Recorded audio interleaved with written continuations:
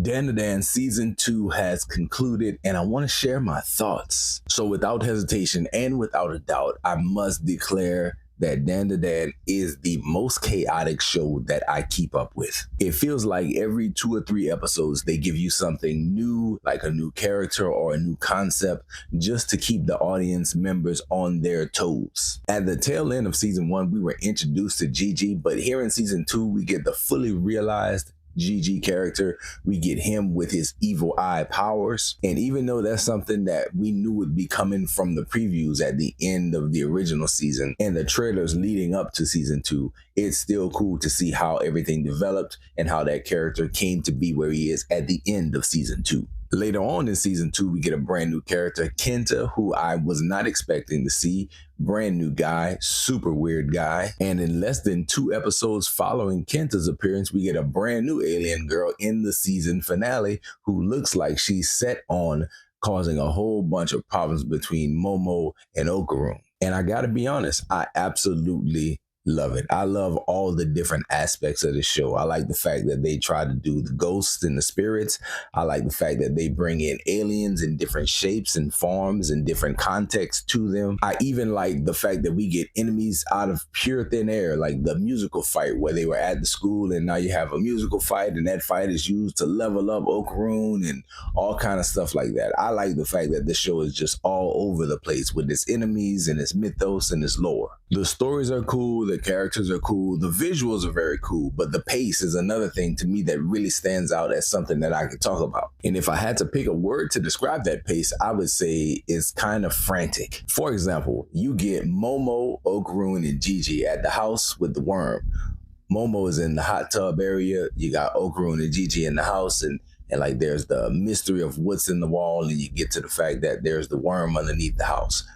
That kicks off Season 2, and in Season 2, you arrive at a place where it takes 4 long episodes for them to fully deal with the fallout from the house and the worm.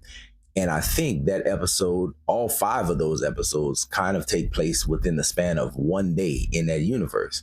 But then when you move on to later in the season, episodes 5, 6, 7, 8, 9 feel like they take place, I think, over the course of 1 to 2 weeks, with them living at Momo's grandmother's house and trying to live with Gigi and try to teach him like the spiritual strengthening steps to where he could slightly control the evil eye, or at least contain him without, certain triggers setting him off. And so one time we look at it, 4 episodes is 1 day. And then another time we look at it, 4 episodes covers at least a week, maybe 2. Or still inside the realm of pace and storytelling, when you look at Kenta and that character, he retcons the entire episode of a Season 1 episode that we saw and kind of inserts himself into it.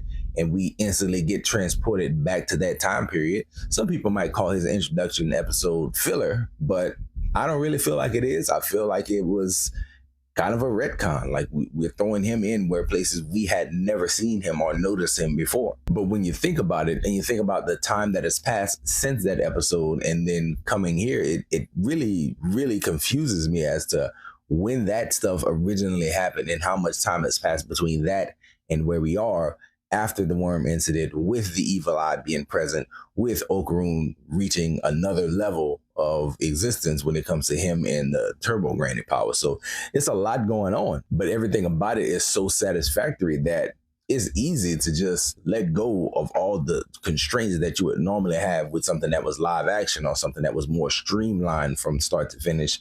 And you could just kind of roll with this. And that's kind of what I do. I don't really think too hard about how long things are taking or how much time has passed. I just enjoy all the weird insanity that they throw at us each and every week. I loved Season 2. I thought Season 2 was great. I only have one thought to conclude, and that thought is that intro for Season 2 is hard, but it is not as hard as the Season 1 intro. It'll never be replaced. It holds a special place in my heart. My favorite anime intro, probably of all times, DandaDan Season 1. But Season 2 is, that introduction song is very hard as well. So those are all the thoughts in relation to DandaDan Season 2. Season 3 has already been announced and I'm looking forward to it. Let me know if you know anything about the DandaDan manga. You can drop those comments in the comment section because I don't mind being spoiled and knowing what's coming, because there's always going to be a level of adaptation to it. So let me know where y'all think things are going moving into season 3. And that's all we got for this one, y'all. Enjoy yourself, guard your heart, and go watch something good.